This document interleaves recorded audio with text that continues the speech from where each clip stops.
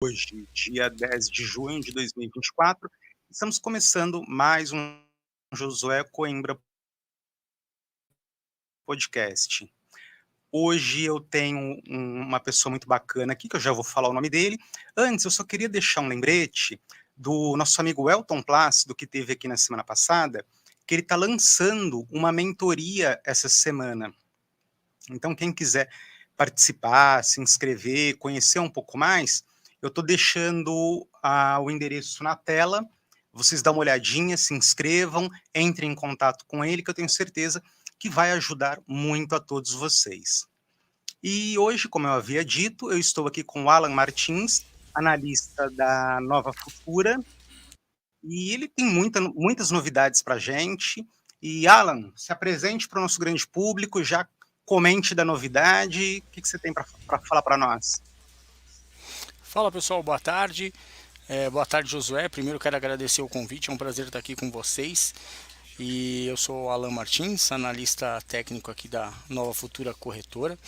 E também tenho novidade, a gente está, eu e a equipe toda aqui de análise da corretora, em breve será lançado um produto de entrada para quem pretende conhecer um pouco sobre o mercado, ter uma base sobre análise técnica também para auxiliar, né, na educação e também análise do ativo que você pretende estudar ou pretende operar.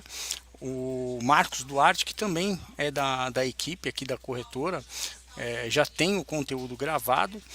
E temos também o Raison, que também é da equipe, com as carteiras, junto com o Marcos também tocando as carteiras mensais, semanais. Então a gente tem bastante produto aqui na casa para atender, principalmente aqueles que não querem operar e quer fazer aí a diversificação dos seus ativos, entendeu? Mas tem muita coisa para vir aí também, Josué. Ah, que bacana. Então você já deu essa deixa para nós hoje. Quando for o lançamento do produto, me avisa que eu divulgo. Pode deixar, tá cortando um pouquinho a sua Tá. fala, Josué. E aí, quando for o lançamento, sim. Júlia, aconteceu alguma coisa? Eu acho que deve ser o sinal. Então, mas quando for lançar, me avisa que eu divulgo aqui com o maior prazer. Vai ser uma alegria ajudar vocês, estar com vocês nessa empreitada também. Vamos conversar um Fechado, pouquinho? combinado. Vambora. E aí, qual a sua perspectiva para o mercado essa semana? Bom, José, essa semana aqui vai ser uma semana crucial, né? Principalmente para as apostas. Quando a gente falar dessa semana, eu vou dividir aí em duas partes, né? O mercado americano e o mercado local nosso. Nós temos decisão do FONC na quarta-feira, que é a decisão dos juros americanos, provavelmente vai se manter inalterado, mas não é só isso, né? A gente tem também o CPI, que já tivemos um payroll, que é um indicador de empregos nos Estados Unidos, que veio muito forte e ao contrário do que a gente gostaria, né? Que a gente está numa situação onde o bom é ruim, né? Por quê? Porque a gente está num contexto de inflação, então um número de emprego muito alto, né, um emprego muito aquecido, pode ser prejudicial nesse momento lá, principalmente por questões inflacionárias e aí acaba gerando temor, né, sobre esses juros altos por longo tempo, por um longo período, que pode comprometer também a indústria lá na frente.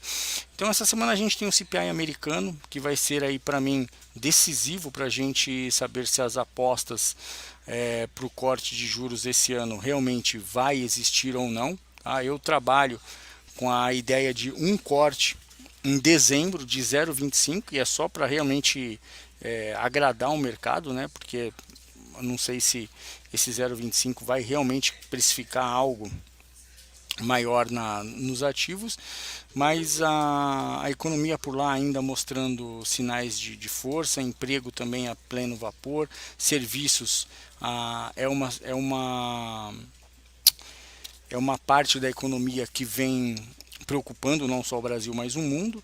e está difícil de ceder, né? A inflação em serviços está difícil em ceder. Aqui a gente tem o IPCA amanhã, que também vai trazer a expectativa sobre a desancoragem, né? Que vem assustando o mercado brasileiro. Mas para mim essa semana decisiva para saber aí como é que serão os próximos passos, não só do Fed, mas também aqui do nosso Banco Central. Não vejo sinais muito bons, tá? Eu acho que a incerteza ainda prevalece em um nível muito alto, viu, Josué? Entendi. E como que isso pode afetar a nossa bolsa aqui? Bom, já vem afetando, né? Não é de agora. A gente tem um volume muito baixo de negociações na bolsa. A gente pode pegar, por exemplo, eu sei que é um parâmetro muito discrepante, né? Mas Nvidia negocia 55 bi por um ativo só, né? Um papel 55 bi de dólar dia, e a gente negociando 3 bi se transformar em dólar, né? 3 bi, 4 bi quando negocia muito, aqui a bolsa toda, né? Então o volume é muito baixo. O risco que a gente corre é de repente mostrar um cenário mantendo juros altos, ou talvez, né, uma expectativa de subir juros, que não é o que está no radar agora, né? Mas se realmente isso confirmar, não tem por que você querer de repente pensar em tomar risco na bolsa, sendo que você tem a renda fixa que pode te pagar muito bem, entendeu? Tem o risco da inflação, então você tem que ter ativos que te protejam em relação à inflação, né? Um IPCA, alguma coisa assim. Mas se continuar, né, um juros alto, o investidor acaba preferindo ir para juros, né, ao invés para renda fixa, ao invés de renda variável, entendeu? Entendi. E essa preferência e essa baixa no volume do índice, além disso que nós falamos, será que também não tem a ver o cenário interno, questões políticas, questões econômicas aqui do Brasil? Essa Não, incerteza que a gente vive? eu acho que não é que também tem a ver, eu acho que tem tudo a ver, viu, Josué? Eu acho que assim, o governo não consegue transmitir confiança, existe uma falta de clareza, existe um governo que gasta demais, né? Tá arrecadando, a gente vem arrecadando bastante, né, com impostos, mas está gastando demais e não tem jeito, né? A conta de padaria, né? Ela tem que ser mantida tanto dentro de casa quanto no governo, né? Você tem que Sim. gastar menos do que você arrecada e não é o que está acontecendo agora, né? E não é a gente não está vendo isso refletir, né, de forma imediata, mas já está dando sinais, né? Tem aquele ditado: nenhum incêndio começa grande, né? Então o mercado está vendo que o fiscal está batendo cada vez mais na porta dos investidores, e se não for feito algo rápido, né, algo de forma efetiva, a gente vai ver aí cada vez mais a fuga do estrangeiro e o nosso mercado se deteriorando. Entendi. Então, dentro dessa conjuntura, o dólar tende a subir. Ele vem subindo por dois fatores, né? Não só o fator externo, né? Porque se você tem ali uma perspectiva de juros longo por mais tempo, é natural que o dólar vá se valorizar, e aqui a gente tem o fator de proteção, né? Porque quer queira ou não, o nosso dólar acabou sendo utilizado como um seguro, né? Então ele também sobe por questões de seguro, né? De repente o cara quer ficar comprado em bolsa, quer fazer alguma posição em juros. Esse pessoal eu digo mais o player grande, né? Mas ele tem uma insegurança, ele tem medo. Então o que ele faz? Ele compra dólar, né? Ele compra dólar porque se algo der errado, pelo menos ele tem ali a posição de seguro dele em dólar, entendeu? Então o que a gente está vendo é realmente essa especulação, né, de proteção. Eu colocaria dessa forma. Entendi. E o ouro, como que fica dentro de tudo isso? O Josué, o ouro é uma incógnita, tá? Porque assim a China vem comprando muito. muito, não é de agora, vem comprando bastante. E só que com que finalidade? Né? É a Essa grande finalidade questão. a gente já ouviu tanta coisa que, assim, no meu ponto de ver, são só especulações, né? Mas única coisa que é fato, que é real, né? E eu sempre procuro trazer, cara, o que, que é real, né? O que é real é que a China é a maior compradora e ela vem comprando muito ainda, né? Não é que está comprando aos poucos, não, ela vem comprando de forma bem agressiva, né? Agora, a finalidade, eu já escutei várias especulações, desde moeda digital até segurança, até forma de ter uma reserva em questões de conflitos geopolíticos. Então, assim, no meu ponto de vista, são só especulações, entendeu, Josué? Uhum. Mas isso aí a gente só vai saber lá na frente. Só que se pensar em oferta e demanda, a gente tem um player que está bem interessado em comprar e provavelmente os preços vão se manter. Sim. É, eu já ouvi muita especulação também. Cada um fala uma coisa e você fica olhando e você fala, gente. E pior que tem umas coisas que são loucuras, né, que a galera fala. Mas A enfim. teoria do caos vai longe, né? E me fala uma coisa, tem algum papelzinho pra gente ficar de olho nessa semana? Como é que você vê isso? Olha, eu acho que assim, a bolsa, a gente nunca, a gente faz tempo que a gente não tem aí várias empresas com valuation abaixo, né, do que realmente os preços estão refletindo aí na tela, né? É, eu Bancos eu acho que vai sofrer um pouco, mas eu gosto muito de Banco do Brasil. Eu acho que é uma empresa que ainda paga bons dividendos, né? E pode ser que tome algum calor aí no meio do caminho, com alguma especulação de juros subindo. Mas para quem gosta de setor financeiro, eu acho que Banco do Brasil é uma área, é um banco, um papel que vale a pena ficar de olho. Vai continuar pagando bons dividendos, né?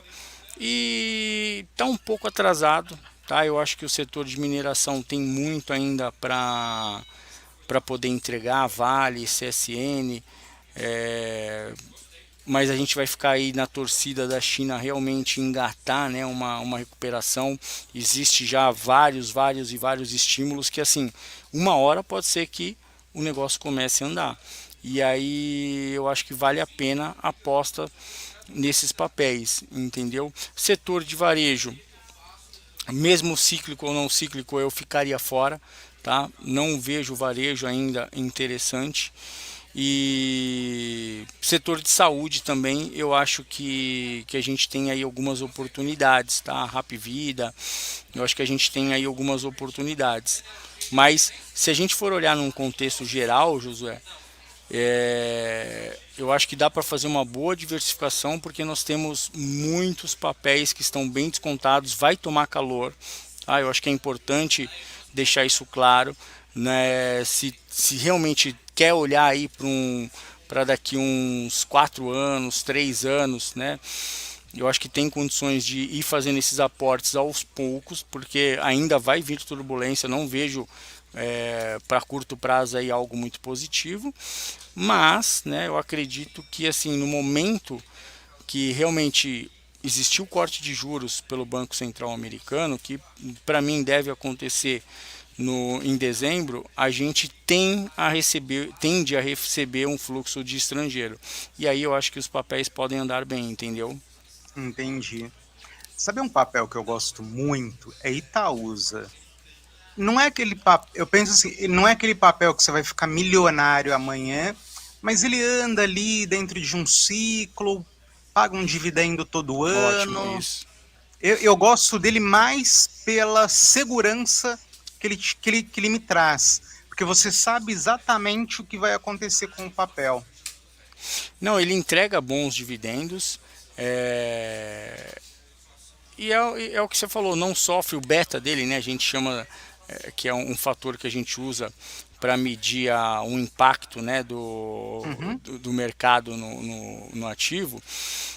o beta dele não compromete tanto o preço do ativo. Então eu gosto também, né? Eu acho que é um papel que de repente, para quem pensa aí em fazendo aportes, né, e comprando boa empresa que não dá prejuízo e paga dividendos, é um ótimo papel, Josué. Sim, eu penso assim, eu compro ação para ser feliz, não para ter dor de cabeça. É Exato, claro que a gente vai ter dor de cabeça, mas assim, quanto menos você tiver essa dor de cabeça, eu acho que é melhor. Porque tem gente que sai comprando na louca, ó, vou comprar porque tá todo mundo comprando, vou fazer porque tá todo mundo fazendo. Eu fico pensando, meu, que exato. loucura. Então, sei lá, eu gosto desses caras. Deixa eu te falar uma coisa, só mudando aqui, sai muita matéria, né? Muito disse-me-disse sobre o day trade. E eu acompanho tua sala. E como fazer para lucrar no day trade? Porque saiu outro dia saiu uma matéria de um economista famoso, olha, todo mundo perde, outros dizem que é cassino, outro não sei o quê. E você fala, gente, mas não é bem assim. Não, olha, a estatística é essa mesmo, tá, Josué? Mas não é só no day trade, né? A gente tem aí várias áreas, né? Desde a área de direito, área médica, empreendedores. Se a gente for pegar pessoas que vão para empreender, o número não é diferente, tá, do que a gente vê de estatística no day trade, não é. É, E por que o day trade sofre tanto ataque, né?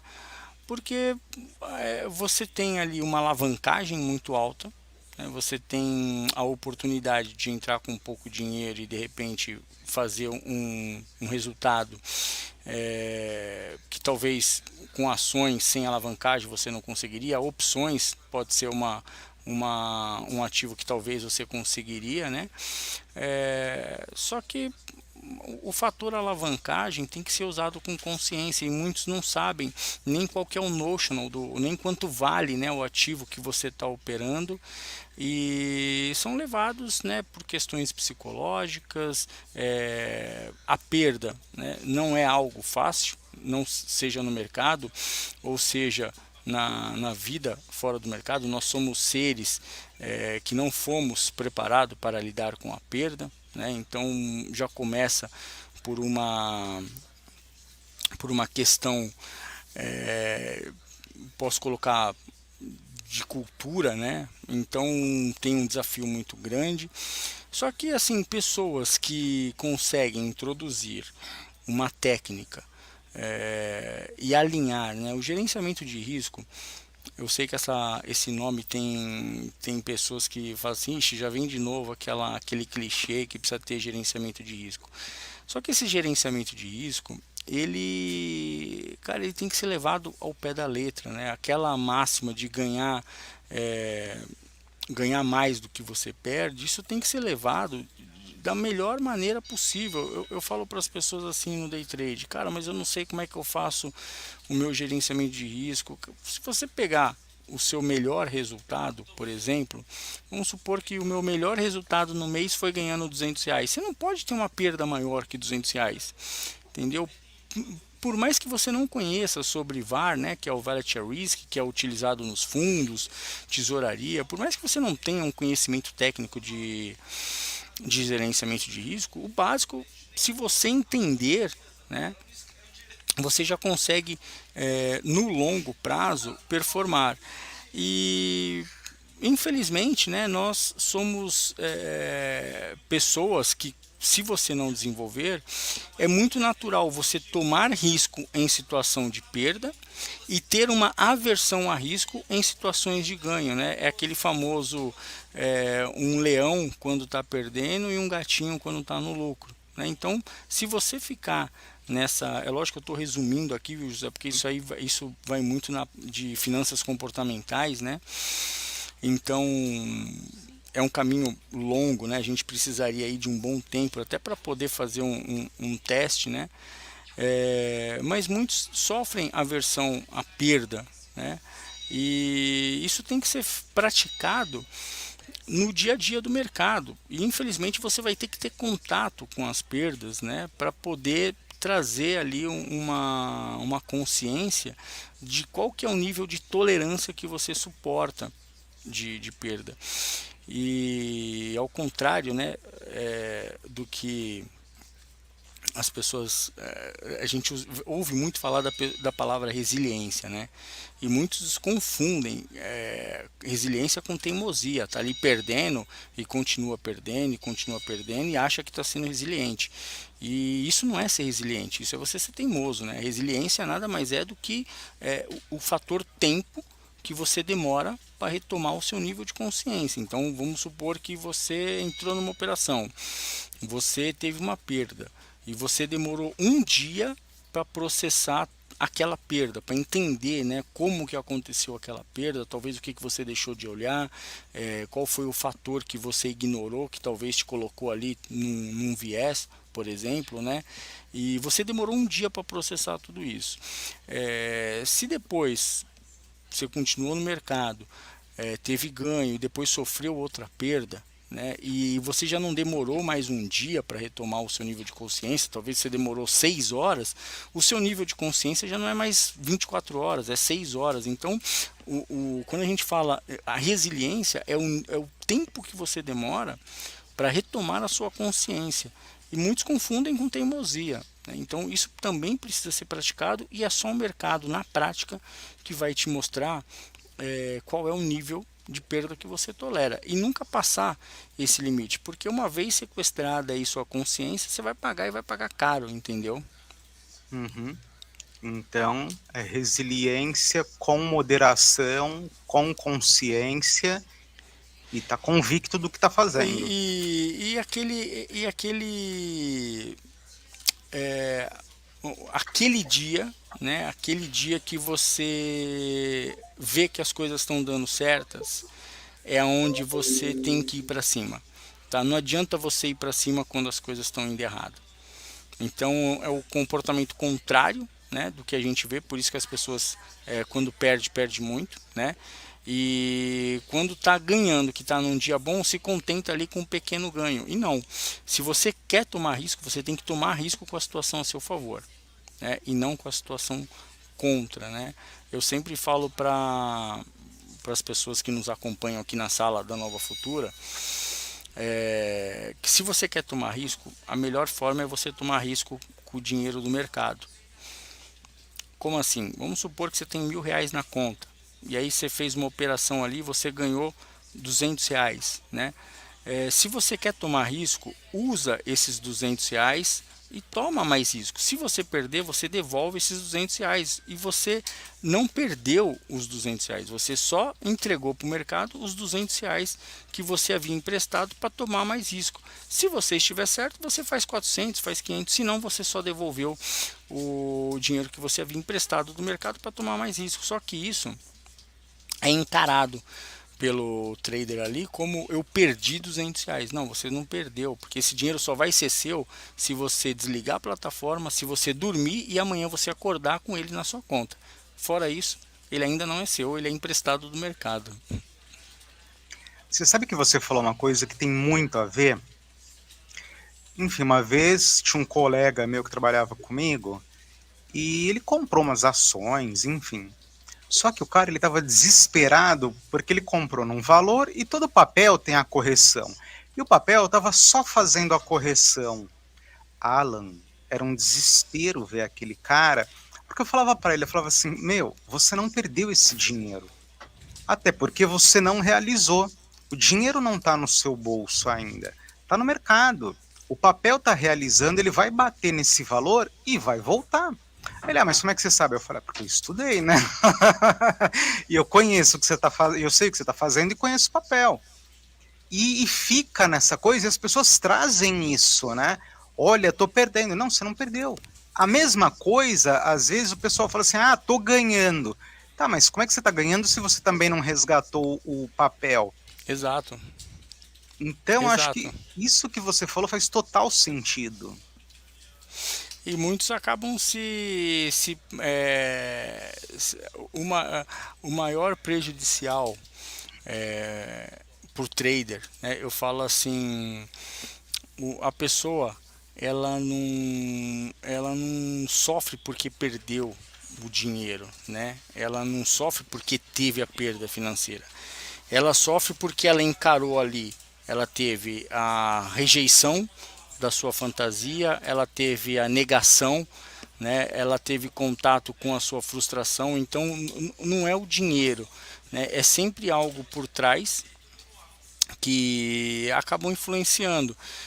E muitos acham que é por conta do dinheiro, né? Porque às vezes é o que nem você falou, Josué, ele nem realizou, mas o preço está trabalhando abaixo, então o que ele está tendo ali é uma rejeição, né? Ele está do que? Da sua fantasia, né? Então o trader ele sofre não por conta do resultado financeiro, ele sofre muito por conta da perda da fantasia que ele desenvolveu e que ele criou em torno de todo o contexto ali que a operação pôde proporcionar para ele, né? Então, na verdade, o que dói mais é a perda da fantasia, muitas vezes não é nem o financeiro, né? Porque a pessoa às vezes tem o dinheiro, não é um financeiro que vai prejudicar, não vai comprometer a estrutura dele, mas a perda da fantasia dói muito mais do que a perda financeira. E isso por quê? Porque pode trazer ali algum sintoma, né, de abandono, de rejeição, frustração,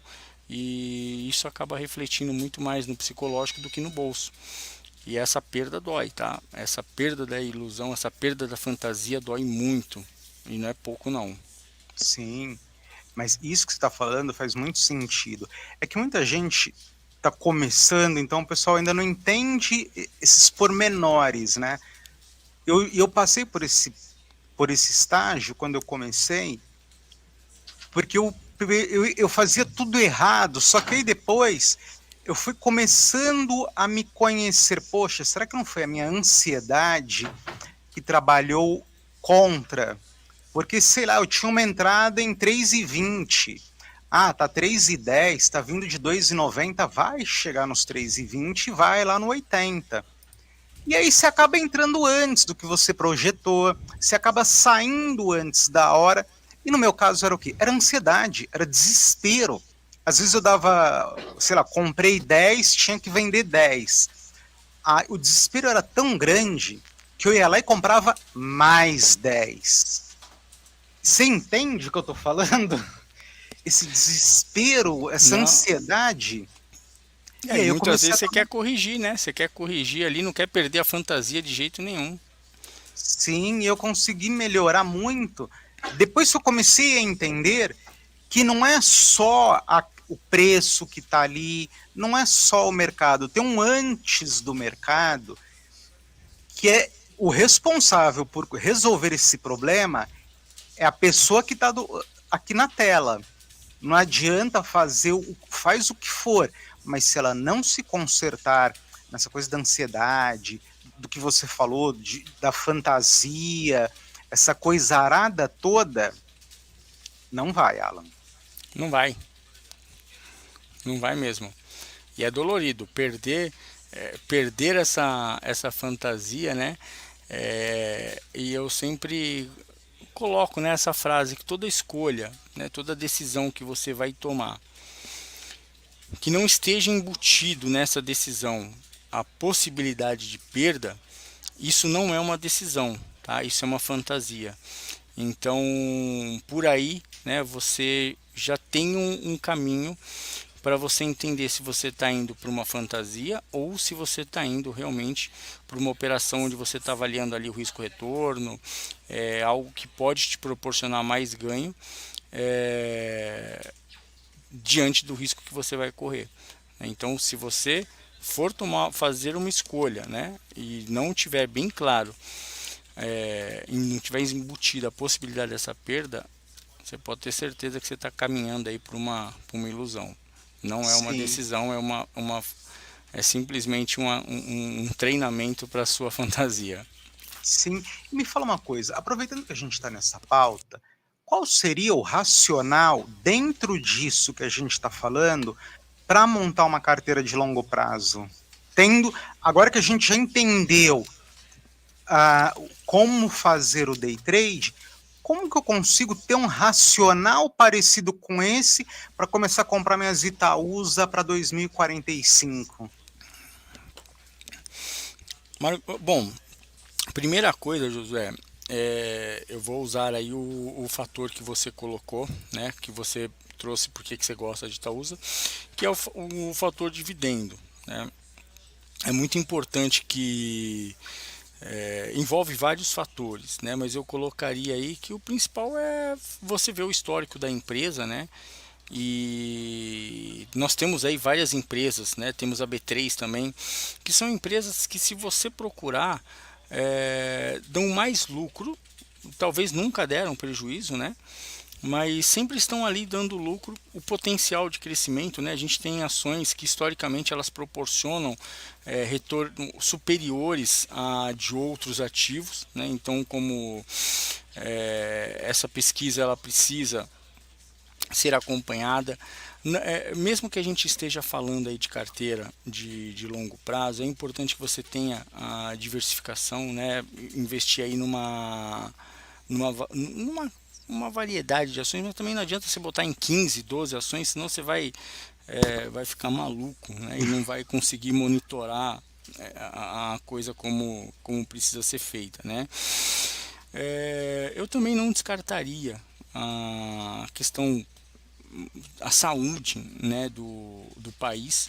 Por exemplo, nesse momento onde a gente está tendo um gasto muito grande, onde a gente vê o fiscal sendo um fator de risco para o nosso mercado, porque acaba gerando inflação, acaba afastando os investidores estrangeiros. Então, se você vê que você está diante disso e você corre o risco de repente ter um aumento de juros, não adianta você talvez colocar tudo ali em setor financeiro, porque se o juros subir, o setor financeiro é o que vai acabar sofrendo, né? Então, você, diante de um setor, de um cenário como hoje, talvez procurar algum título também atrelado à inflação, né? Então, assim, quando a gente fala em carteira, muitas vezes as pessoas elas acredito que é só comprar ali umas 5, 6 ações e você tá pronto, tá montado, mas você vai ter que ficar acompanhando muitas perspectivas, né, de principalmente juros, tá? Eu tive, fazendo uma pausa aqui antes da gente continuar, eu tive um gerente, né, quando eu estava na época do pregão, que ele era professor universitário também. E eu fiz uma vez uma pergunta para ele, que isso ficou marcado para mim, que era, eu cheguei e falei assim, poxa, mas para eu entender mesmo o contexto macro, o que que é importante eu saber, né? E ele falou assim, olha, se você entender isso aqui, você vai entender uma boa parte do que é a macroeconomia. O que mexe com o preço dos ativos são juros. Então, se você tem um cenário onde vai mexer com juros, juros pode subir ou pode cair, vai mexer com o preço dos ativos, né?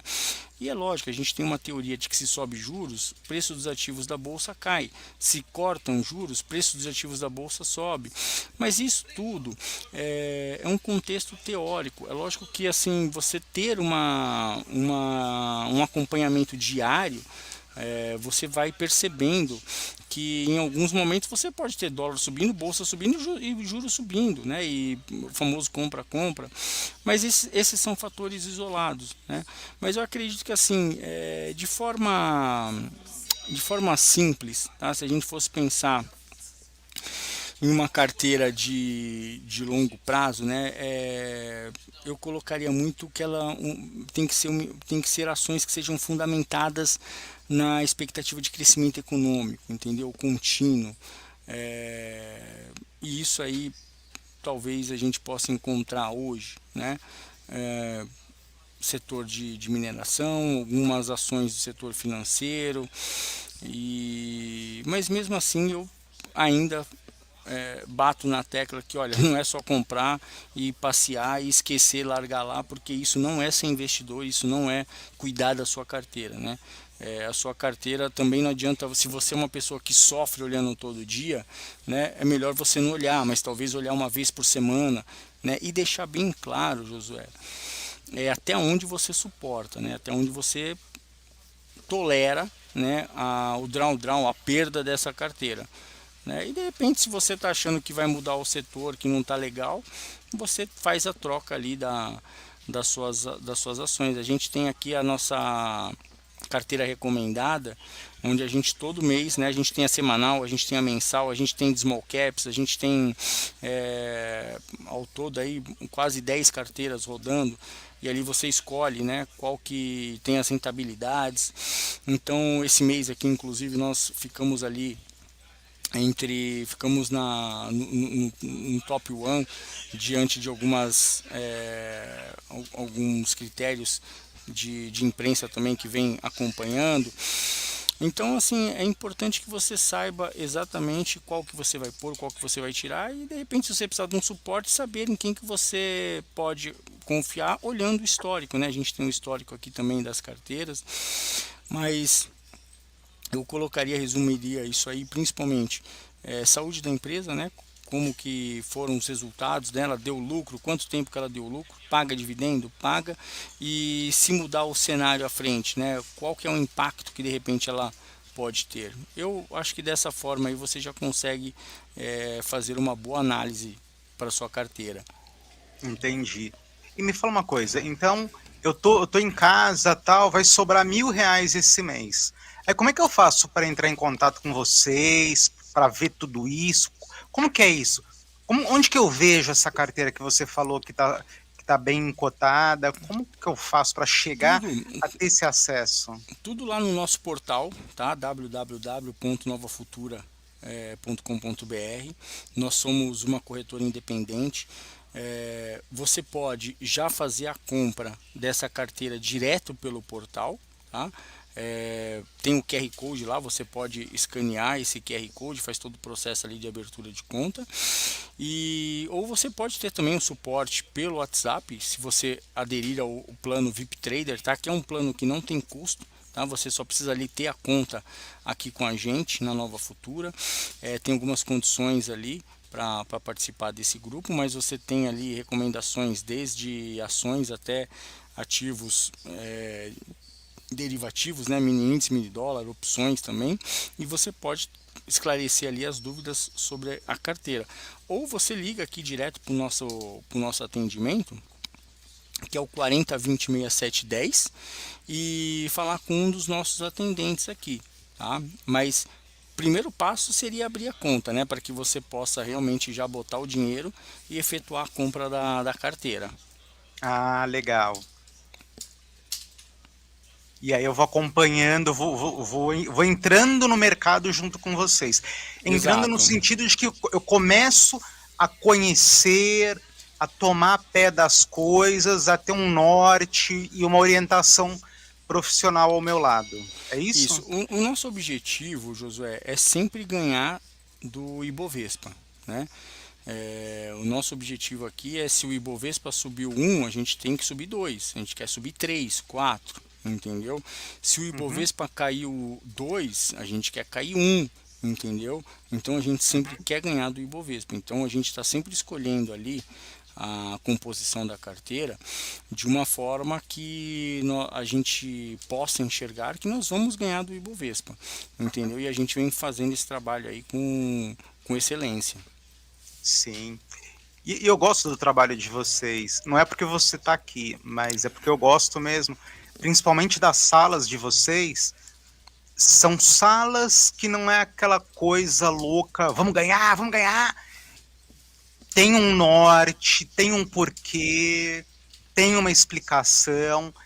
E eu gosto principalmente da sua, porque você sempre fala, dá esses conselhos fora mercado. E eu acho que isso não tem preço, Alan. Porque é É, fácil você abrir uma sala e falar, ó, compra aqui, vende aqui. Tá, mas e aí? Contigo não, cara. Você fala, você acolhe as pessoas, põe no colo, explica, olha. Por isso que eu até pensei, eu vou fazer a pergunta de como lucrar no day trade, porque eu queria ouvir essa explicação. Eu acho que isso é muito importante e falta profissionais que têm esse pensamento. ó, Josué, eu sou suspeito de falar porque fora do mercado, né, como analista aqui da corretora, fora daqui eu também sou um estudante de psicanálise, né, já em formação, e já estudei várias questões, eu já fiz também várias formações em treinamento, desde coach, PNL, hipnose, mas eu me encontrei mesmo na psicanálise, né? Tanto que eu até brinco, pessoal, tem duas coisas que eu não abro mão, que é comer e ir para minha terapia, né? Ir para minha sessão de análise. E eu entrei no mercado em 98, né? E infelizmente a gente tem uma cultura, né? Uma cultura ocidental que é sempre a resposta tá fora, né? E muitas vezes, não só o trader, mas o investidor, ele acha que sempre estudando, fazendo mais cursos, né? A gente sempre ouviu, estuda que você vai ser um bom médico, estuda que você vai ser um bom advogado, estuda que... Então sempre a resposta está fora, né? E muitas vezes você em outras áreas realmente você consegue, né? Você pode estudar para se tornar um bom médico, você pode estudar para se tornar um bom advogado, você pode estudar para passar num concurso público, né? E de repente essa máxima ela ser atingida. Só que no mercado financeiro essa máxima ela não é tão presente, né? Porque você pode se dedicar, você pode estudar ao máximo e mesmo assim não ter a garantia de que você vai ter sucesso, né? Por quê? Porque talvez você tenha que olhar algo interno e aí você derruba essa cultura ocidental, né? Então que a resposta tá fora, nesse caso a resposta está dentro, né? Então infelizmente o mercado ele tem essa característica, né? Você em algum momento a gente tem isso, essa frase não é minha, tá, Josué? Essa frase ela é antiga no mercado, mas se você acha que você opera um mercado, você está enganado, porque você opera as suas crenças que você tem sobre o mercado, né? Então você opera as suas crenças que você tem sobre dinheiro, você opera as suas crenças que você tem sobre merecimento. Então não é só a questão técnica, né? O comportamento ele pega e pega em alguns momentos para valer.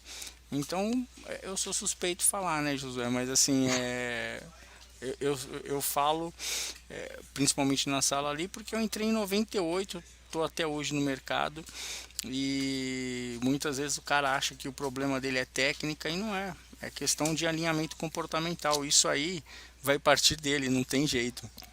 Sim. Não, mas assim, eu sei, você é suspeito, mas eu tô aqui para falar. A tua sala é... Não, é verdade, porque assim, é muito Obrigado, bom, Josué. porque você fica ali, você tá de repente você tá em outras salas, o cara tá gritando, tá um desespero, tá uma loucura. E quem tá do outro lado aqui no computador, vê o cara do outro lado da tela naquele desespero, meu, você fica louco. Não tem como não ficar louco. Agora, entra na tua sala, tá calmo, tá tranquilo, ó, pessoal, vai acontecer isso, é assim, é assado, e aí você vai dando isso que você falou aqui para nós de comportamento, você vai falando, e isso traz um conforto para quem tá do outro lado, que é muito importante, principalmente para quem tá começando, que aí começa a ter um incêndio, quem tá ali que deveria nos acalmar é o cara que nos agita. E você não, você acalma, gente, ó. É um incêndio, mas está tranquilo. Vai vir até aqui, depois a gente vai passar. Ali tem água, ali tem sombra e tá tudo certo. Isso que eu acho legal. Mas parabéns. Obrigado, Josué. Assim, a gente faz, de vez em quando a gente vai aqui para um entrosamento um pouco mais caloroso, mas sempre também querendo trazer, até por questões de técnica, né, Josué? Às vezes eu preciso colocar ênfase ali em alguma coisa para que a pessoa fique ali com a informação gravada, né, mas sempre com prudência. A gente sempre usa aqui algumas interações, né? Eu brinco bastante, mas assim, sempre também fazendo com que esses gatilhos, eles até por eu ter a formação em PNL, então eu sempre procuro criar algumas âncoras, alguns gatilhos através ou de uma brincadeira ou de alguma expressão um pouco mais forte ali, né, para que a pessoa fique ancorada junto com o contexto que a gente fez da leitura. É uma técnica, né, para quem trabalha com educação faz muito sentido, ajuda bastante, né? E também no desenvolvimento, para que você, às vezes a gente fica chateado porque, poxa, talvez a gente enxergue a operação e a pessoa não sentiu confiança e ela precisa dar esse passo, né? Não com a gente, mas de repente se ela estiver sozinha. E confiança, Josué, às vezes a pessoa fala assim, puta, eu quero adquirir confiança. E a gente vai cair num paradoxo muito grande, porque confiança ela anda de mãos dadas com controle. E a verdade é que a gente não tem controle sobre nada, a gente não tem controle sobre a nossa vida, a gente não tem controle sobre nada. Então é um paradoxo absurdo, né? Eu sei que é algo que você fala assim, pô, mas você está me deixando maluco porque pô, você está falando que confiança anda de mãos dadas com controle e ao mesmo tempo você falou que a gente não tem controle sobre nada. Não, não temos. Só que você tem alguns momentos que você pode ter a percepção, a sensação de que você está no controle e isso já te gera confiança. Então, no mercado, por exemplo, qual que é o único ponto que você tem controle? Onde você não quer mais estar na operação. Olha, a partir daqui eu estou fora. A partir daqui eu saio da minha ação, saio da minha posição. Então, se você faz isso de forma consciente, né, e aceitando o risco que você quer tomar, isso te gera confiança, entendeu? Mas se você não entender esse paradoxo, e o mercado é um paradoxo, né? A gente está todo tempo ali lidando com as ambivalências, medo e desejo. Se você não entender esse conceito de paradoxo que é o mercado, você vai ficar sendo refém das suas emoções e o que vai vir é o julgamento, né? E o julgamento é algo cruel porque de repente pode sentenciar uma pena para você que talvez você não queira pagar. Mas eu colocaria dessa forma, entendeu? Entendi. E deixa eu te falar uma última questão, que eu sei que você ainda deve ter muita coisa para fazer aí na Nova Futura. Qual que é a expectativa do mercado em relação ao Galípolo? Olha, Josué, vamos lá, situação delicada aí você me colocou, hein? Mas vamos lá, já que não vamos botar fogo no parquinho, né? Mas vamos procurar aí ser o mais... O que tá... o que está preocupando o investidor quando a gente fala de Galípolo e Banco Central, né? Bom, a gente teve agora os diretores indicados pelo presidente Lula. Uma das coisas que deixa o investidor tranquilo, né, entre aspas, né, o Banco Central Autônomo. Só que o que acontece? O Galípolo e outros diretores que assumiram esse ano foram indicações de Lula e o governo bate muito na taxa de juros que nós temos hoje, que para mim é condizente com o cenário que a gente vive, né? É muito perigoso, talvez a gente baixar os juros querendo fazer política, não dá para fazer política com política monetária, é um ingrediente para uma bomba muito perigosa. Então, qual que é o receio, né? É que o Galípolo ele vá por uma linha muito mais política do que técnica, né? Se bem que na última ata, que o mercado estava esperando muito essa ata do Copom, ele colocou ali os argumentos dele e nos argumentos dele deixou muito claro que ele foi, né, quando ele optou por mais um corte, né, de juros, ele colocou os pontos de vista dele ali e o mercado encarou que ele foi técnico e não político, né? E não sofreu ali um viés político, né? Só que em 2025, né, nós teremos já o Roberto Campos Neto fora, então a preocupação é se lá ele também vai continuar tendo essa diretriz técnica, né, esse conceito técnico, e se não vai de repente escorregar para um lado político, né? Essa é a preocupação. Tá muito cedo ainda, eu não tenho uma opinião formada, né? não tenho Uhum. uma formação de opinião aí que de repente eu possa falar para você, olha, vai ser isso, vai ser aquilo. Mas eu tenho muito medo de ele ceder, né, às pressões do governo em relação à taxa de juros e de repente a gente sofrer em reuniões do Copom resultados, né, de interferência política. Isso é péssimo para o mercado, tá? Então eu acredito que isso possa acontecer, mas que ele vai ter ali a autonomia para decidir por questões técnicas e não política, tá? Posso Entendi. me enganar? Posso me enganar sim, mas isso a gente só vai conseguir ter uma clareza melhor na primeira reunião. E já que a gente falou de comportamento, Josué, até lá a gente tem tempo, entendeu? Se eu fosse colocar aqui um aviso, seria comece a se preocupar com isso em janeiro de 2025. Até lá, olhe as oportunidades. Em janeiro de 2025, aí a gente vai ter que acender a luz amarela para ver como que vai ser o cenário para a primeira reunião do Banco Central de 2025, tá? E ali a gente já vai ter uma informação se tende a cair para um viés político ou não. Mas até lá, eu acho que assim, qualquer coisa que a gente crie de especulação, talvez você esteja gerando uma ansiedade desnecessária, mas não pode ser ignorada, tá? Entendi. Aparentemente, tudo caminhando para se manter, né, o, o condicionamento técnico do Banco Central, mas não vá com os dois pés, né?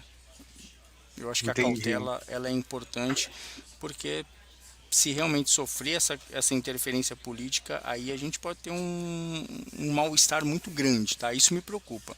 Aí a gente pode ter um mal-estar muito grande. Entendi. Enfim. Bom, é isso. Se tem alguma coisa que você gostaria de dizer para a gente, agora, depois dessa última questão, algum Josué, conselho? eu quero agradecer mais uma vez, né? Parabéns pelo trabalho. Eu acho que assim é muito importante que as pessoas se despendam de um tempo no seu dia para acompanhar conteúdos, né, que possam agregar ali na sua tomada de decisão. E eu sempre vi oportunidade no caos, tá? Nós não crescemos na alegria, nós não crescemos no momento de felicidade, né? Nós crescemos na dor. Infelizmente essa é a realidade, né? Nós crescemos ali quando nós passamos por dor. Então, talvez você possa estar aí, né, preocupado, mas se você tiver um pouquinho de paciência, talvez você possa enxergar muitas oportunidades, né? Então, existem ali vários teóricos do caos, né? Mas assim, siga seu coração, né? Siga seu coração. Se você achar que não é para entrar, não entra. Se você acha que é para sair, saia, tá? Mas o que eu posso falar é que no momento de caos é onde aparecem boas oportunidades, né? Só você se manter consciente, tá? Não perca sua consciência e vá com cautela, né? Não queira cair na ilusão de que você vai ficar rico da noite para o dia. Eu não conheço ninguém que passou por isso, né? A não ser alguém que ganhou na Mega Sena, mas fora isso no mercado eu não conheço ninguém, viu, Josué? Entendi. Então tá certo. É isso, eu também agradeço a sua presença, a sua participação, seus conselhos maravilhosos que você deu para nós aqui hoje. Aprendi muito contigo e eu tenho certeza que quem está do outro lado da tela também está tendo um grande aprendizado nessa segunda-feira. Você quer deixar contato, Instagram, site? Obrigado, Josué. Meu Instagram é Alan Martins, arroba, né, Alan Martins PST. Mas a gente está sempre soltando, não só eu, mas toda a equipe aqui de análise da Nova Futura, eu, o Marcos, o Raison, a gente está sempre soltando ali no canal da Nova Futura, né, o arroba Nova Futura. E tem a nossa sala ao vivo também. É só você acessar o YouTube e digitar lá Nova Futura que você já vai cair ali nas indicações da nossa sala. E estamos todos os dias lá. A única coisa é que o chat é fechado, né? Porque a gente dá sempre a preferência para quem é cliente aqui da corretora, mas é só você fazer o processo de abertura de conta ali que você já vai ser direcionado para participar do grupo VIP Trader e ali você já vem com a gente. Maravilha. Mais uma vez, obrigado a você, Alan. Quero agradecer também a Nova Futura e agradecer também quem assistiu a gente, quem ficou conosco aqui durante esse tempo, nesse bate-papo gostoso. Obrigado, pessoal. Até a semana que vem. Obrigado, José. Obrigado a todos. Um forte abraço.